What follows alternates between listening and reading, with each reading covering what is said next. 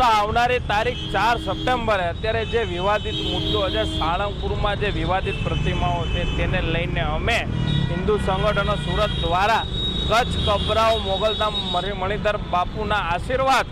જુનાગઢ સાધુઓના સાથ અને રાજ શેખાવત સાહેબની આગેવાનીમાં અમે 4 તારીખે સાળંગપુર ખાતે પહોંચવાના છીએ। સાળંગપુર સમિતિને હું ખુલ્લી ચેતવણી આપું છું કે આપ સમિતિ એકવાર નિર્ણય કરીને આ વિવાદિત જે પ્રતિમાઓ છે તે હટાવી લેજો, નગર કરણી સેના પરિવાર સાથે બધા જ હિન્દુ સંગઠનો 4 તારીખે સાળંગપુર ખાતે પહોંચવાના છે। તેનું પરિણામ સારું નહીં આવે